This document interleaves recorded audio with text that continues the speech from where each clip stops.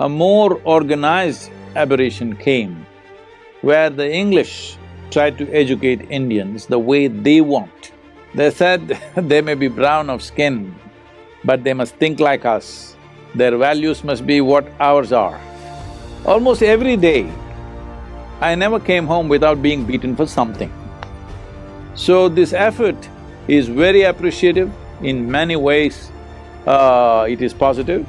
Sudden change may make it collapse totally, because first you have to educate the teachers how to be.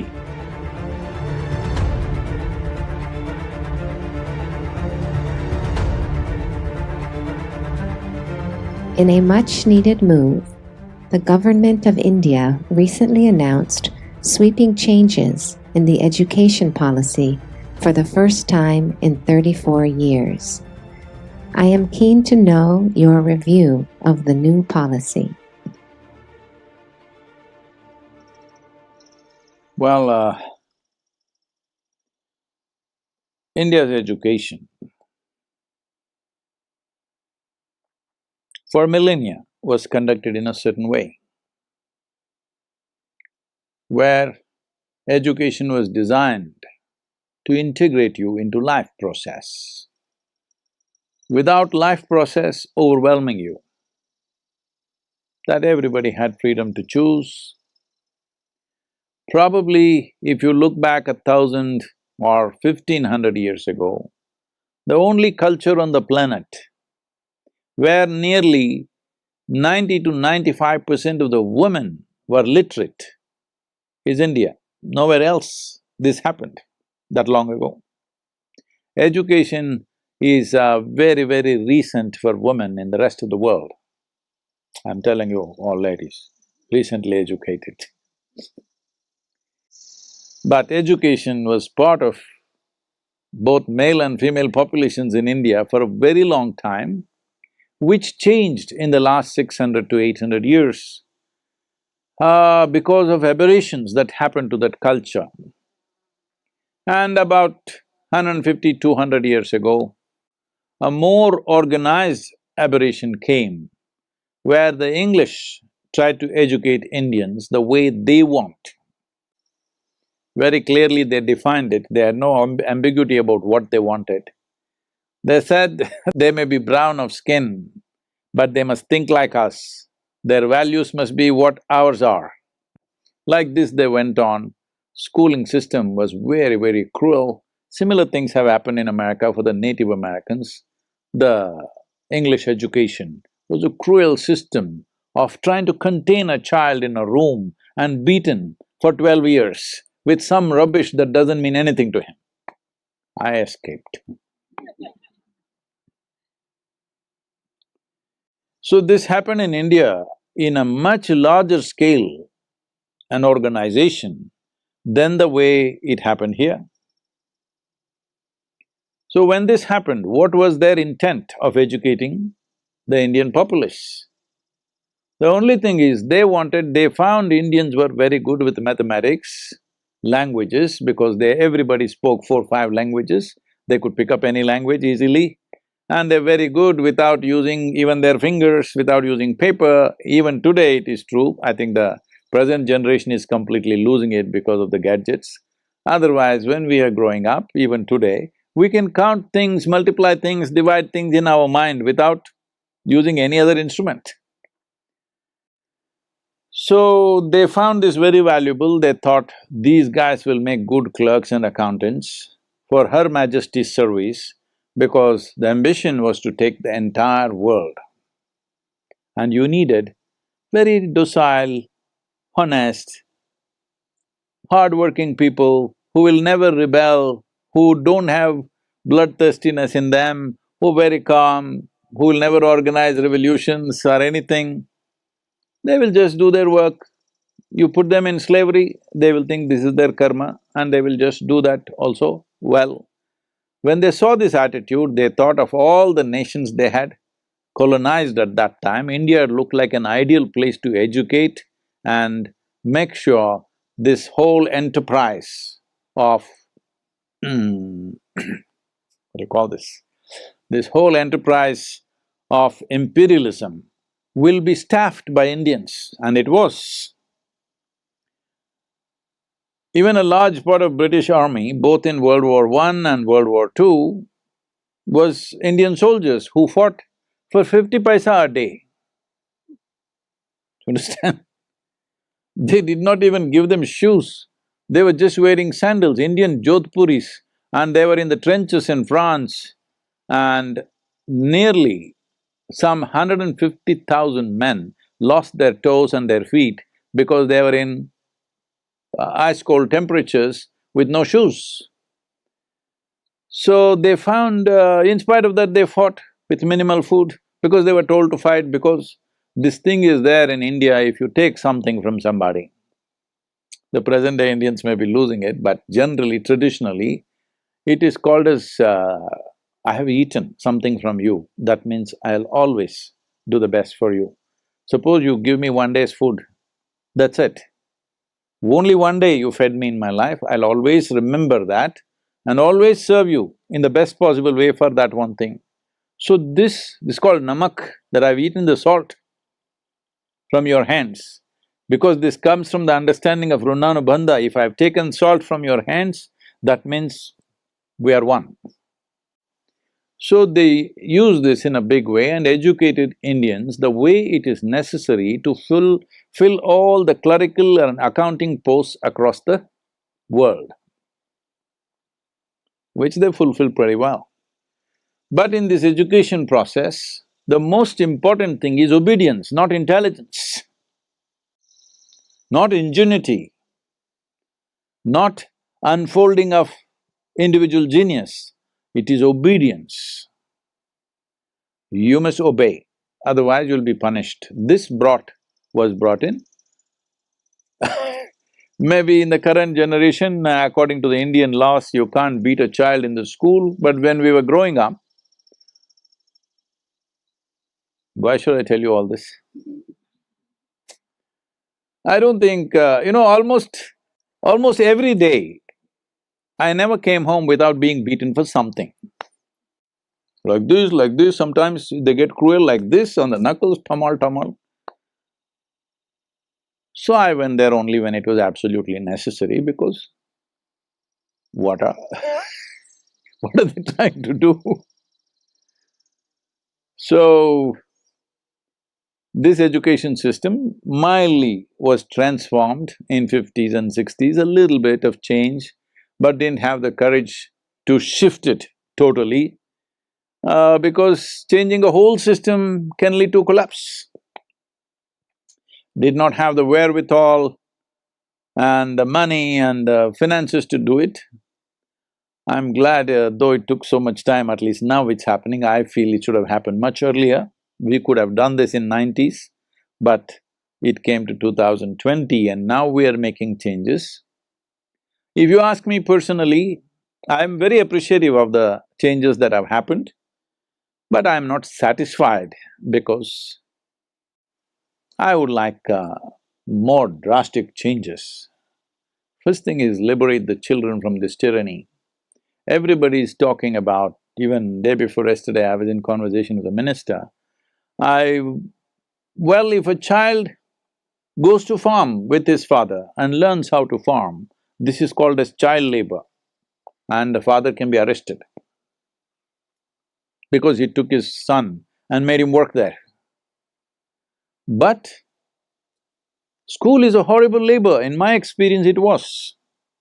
Now we are trying to create schools which doesn't feel like labor, otherwise…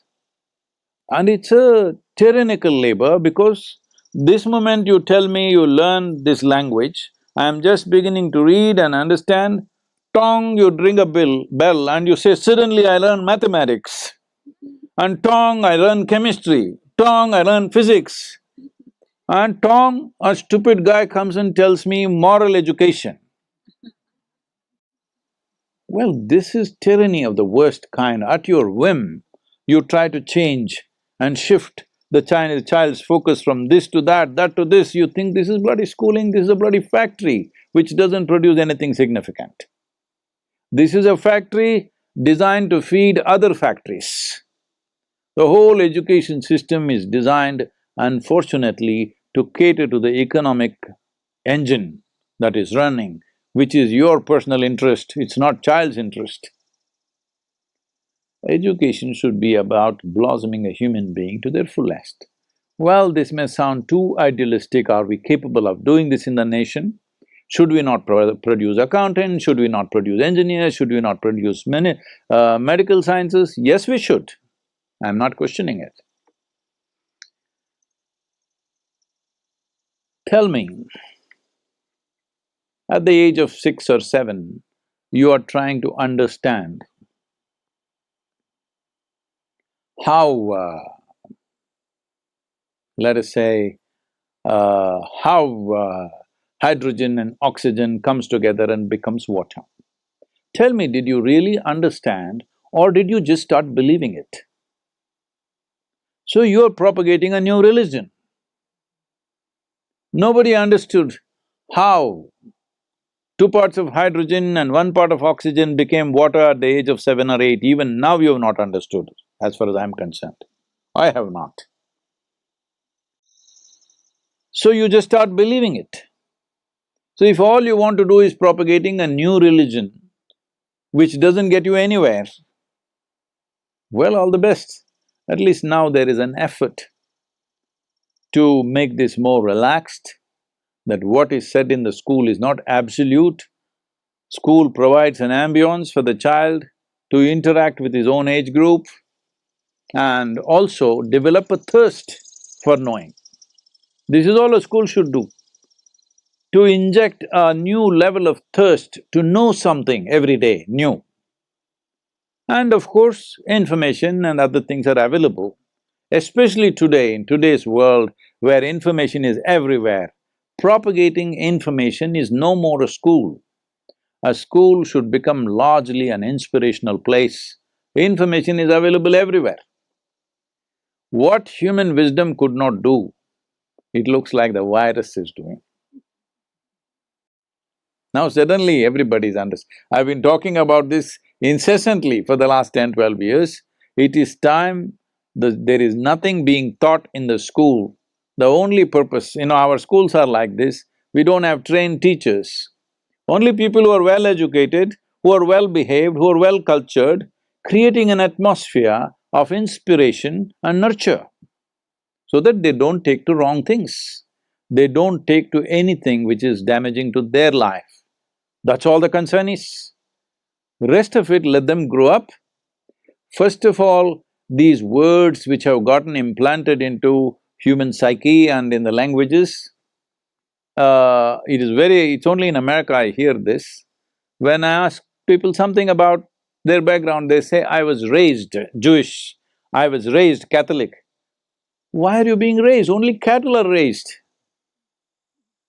Human beings should not be raised, human beings should grow up. If human beings have to grow up, there is a certain ambience and atmosphere that is nurturing for their growth. That is all a school should create. Right now, if you want these plants to flower, you don't go there and pull flowers out of the plant. All you do is maintain the atmosphere in the soil, water, sunlight, whatever else it needs, you just maintain the ambience, the plant will flower.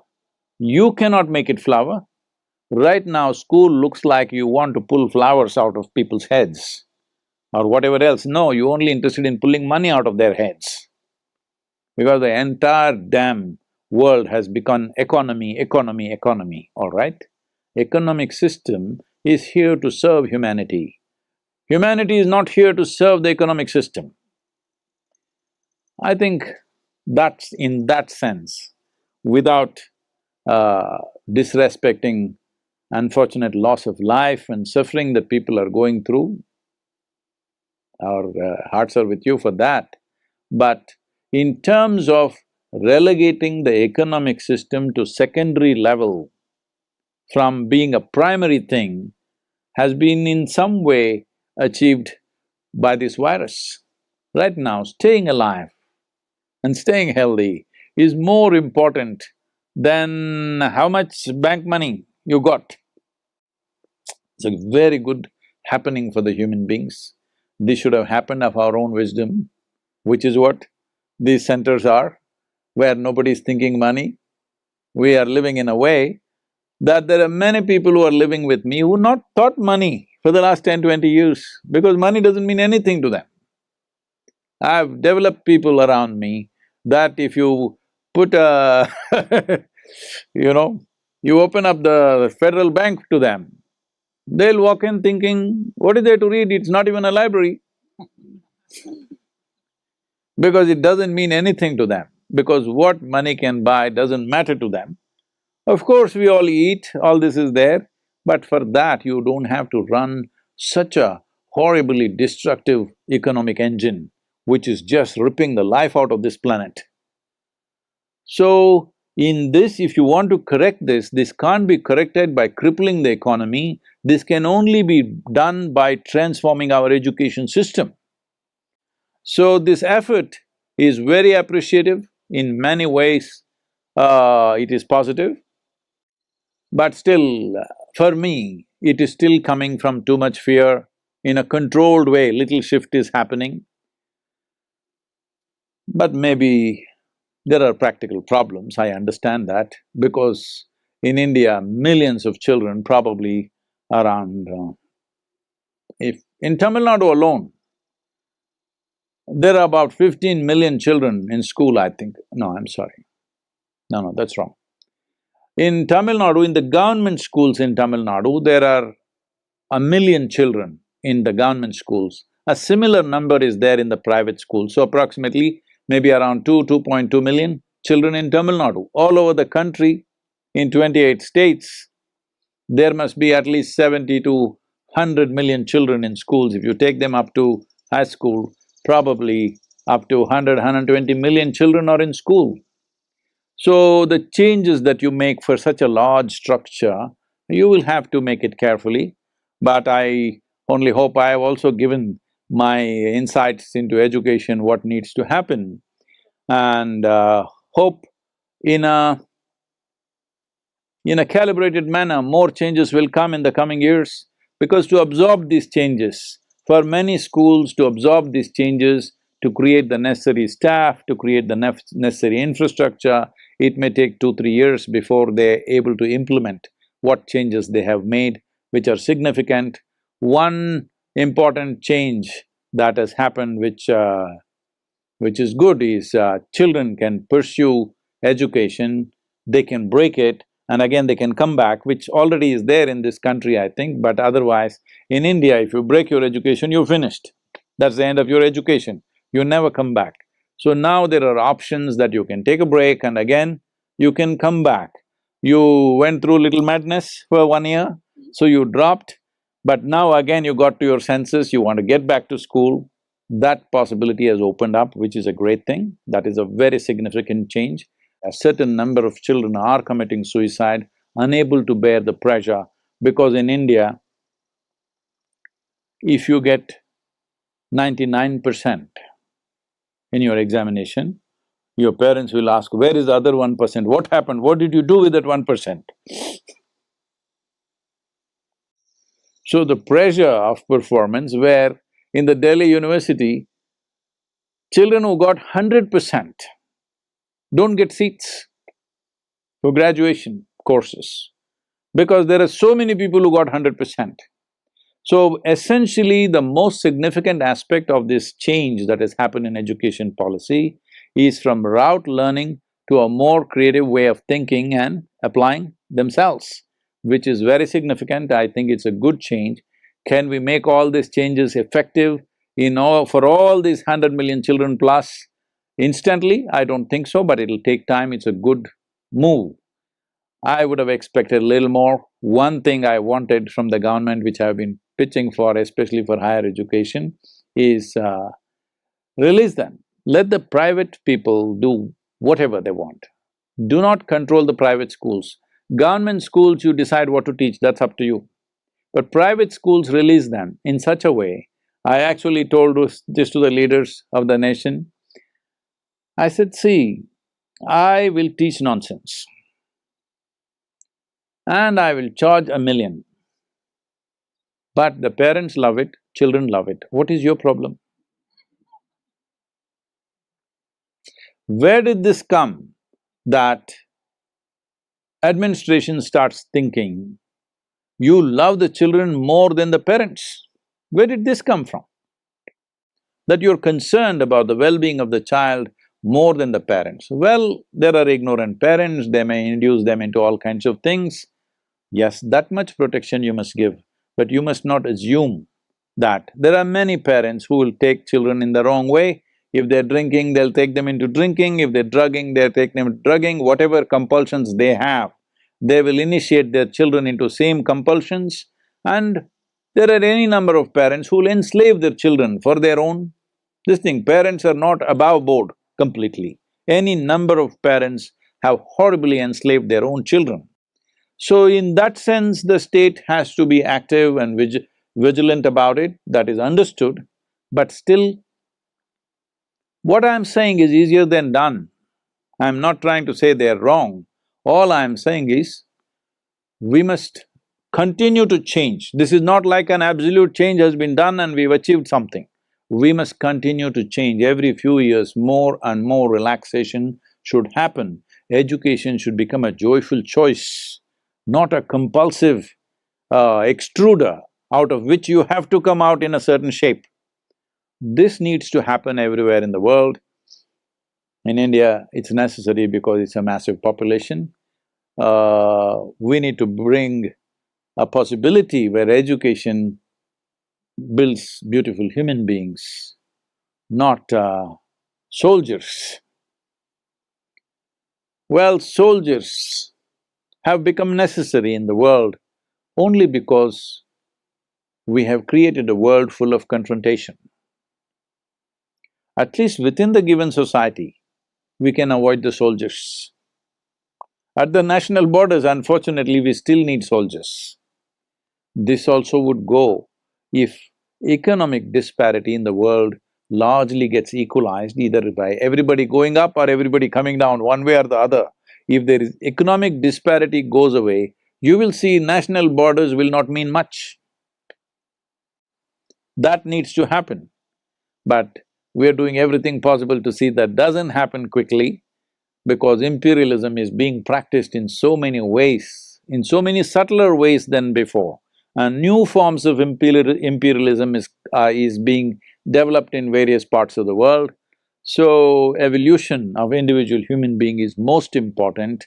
This is where education is vital, that it is evolution of individual human beings on this planet. But right now, educated people in this world, in the last 200 years, if you look at it, educated people have been the most cruel people on the planet. Educated people have been the most destructive people on the planet. Even ecologically, it's only educated people who are destroying this world. Illiterate people are not doing such things. Even now, it is only in the cities across India, reasonably educated people who are a big virus threat, the rural population anyway maintaining social distance. In Tamil Nadu, if you see, this is a culture in South India, when somebody speaks to somebody, they will speak like this. They were always conscious that your breath should not touch somebody else. Now, look at all of you. But once in a way you would like to raise this and cough at somebody because your freedom to cough in somebody's face. This is being… protests are being taken out. Why can't I infect somebody? That is the way the world happens. Virus must, transact. We all know biologically that is how it is happening, microbial life needs to transact. But you don't have to be an active participant in it, anyway it happens. And you don't have to give a virus which is destructive to somebody's life. Well, this is what it means. Educated people on the planet should become the most responsible and conscious population on the planet. Right now, unfortunately, our education systems have not built this. The future generations, this is what we should aim towards. As long as the Indian policymakers are seeing this as a calibrated change which they will continue to change over a period of time. The present change is fine with me because I understand the largeness. It's not ideal, the changes, the small changes, some are significant changes, but I understand the size of the education machinery. Sudden change may make it collapse totally, because first you have to educate the teachers how to be. When they don't know how to be, suddenly changing the education system could be a disastrous process, so they're changing in installments. That's what I'm thinking, that they're changing in installments. Every few years there will be changes and changes. This needs to happen. Nobody should believe these changes that have been done is absolute and perfect. They are not. It reminds me, uh, I never understood why, but it was fine with me. See, by the time I finished my graduation, which is 12 plus 3, 15 years of education, I have been in 13 different institutions. One, I can blame it on my father, because he was working for Indian Railways and he was being transferred a little bit. That is one cause. But even when we stayed in one city, still I changed every year. This happened. One day, Shankaran Pillai applied for a job. Then the interviewer looked at this and said, asked many questions, which all he answered properly. Then he said, "You have left over 15 jobs in your career. You're only 40 years of age, you left 15 jobs. Why is that?" Shankaran Pillai said, "I never left any of them of my own intent." That was so for me also. I never wanted to leave the school for some reason. They put me in another school and another school and another school.